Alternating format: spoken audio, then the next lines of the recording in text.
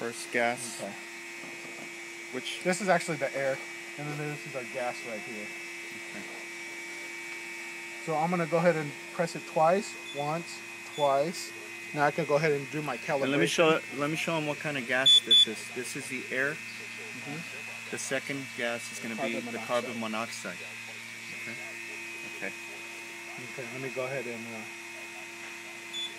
I'm gonna go ahead and press it. Now it's at 0 grade right now, zeroed out. I'm gonna go ahead and press it twice to do my calibration. Turn this. I kind of go kind of quickly, and then I'm gonna go ahead and press set. Then it's gonna do its countdown.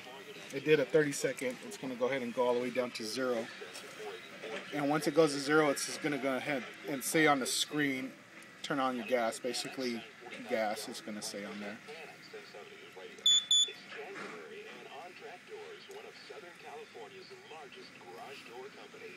So right now you're basically cleaning out the sensor before exposing it to carbon monoxide. Okay. You unscrew the air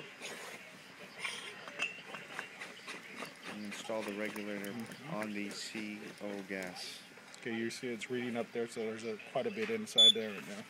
And it's just going to be absorbing the 20 ppm right now, so that's how much pressure is going through it. It's going to take about roughly 15-20 seconds, and then after the 15-20 seconds, it's going to start doing its countdown.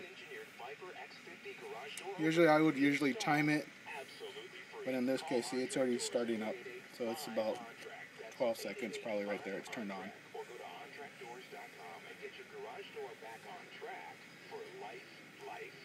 Esta es una de las cosas que quizás Granger te va a pedir que presentes con el cliente. And whenever we get these back, we always make sure that our warranty seal is not broken.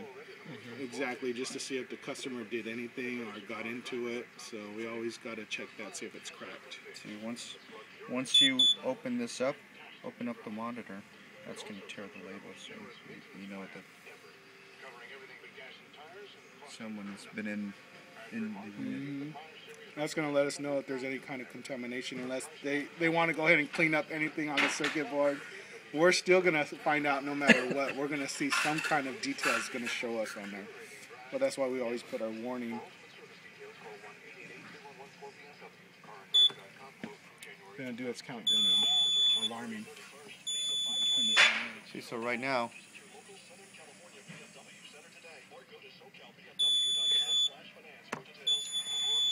it basically detected carbon monoxide. And right now it's just purging it back out. So once it drops below 10 parts per million of carbon monoxide, then the alarm will stop.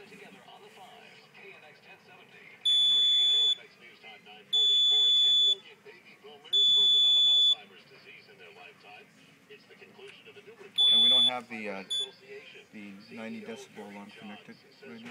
I'm going to go ahead and show you. So actually, so you can see that the LCD light is on. Once the green light, you're getting power throughout your power cord. But right now, since it's running through 9-volt battery, you're not going to see this LCD, actually the little indicator on. I'm trying to blow some air just so it could go down to a 0 kind of quick. That's how sensitive the piece is. So once it's contaminated, when somebody's using a high dosage of, say, carbon monoxide around, it's just going to go exceed all the way to, I've seen it to 110, 110 to 130 parts per million. And they already damaged that sensor, and you're not going to be able to go ahead and say, you know what, let me use that sensor and run it. No, it's just going to be reading high. Turn it on, they'll tell you peak. And they'll tell you right away, they give you the reading. I'm like, wow. And as I was telling you, NIOSH permissible levels are 20 parts per million. The carbon monoxide monitor is set to detect gas or alarm at 10 parts per million. Exceeding. So if any time it exceeds 10 parts per million, then it's going to... Canada, 5. Oh, yeah. For Canada, their regulations are more strict, so, yeah. We have to set detection at 5 parts per million. I mean, right now it's just going to be jumping up and down, but I mean, it's going to eventually go down to 0. So right now it's good. I mean, it's in process where they can go ahead and start connecting their compressor and start using this normally. So right now it's, like I said, you know, it'd be bouncing around little by little because since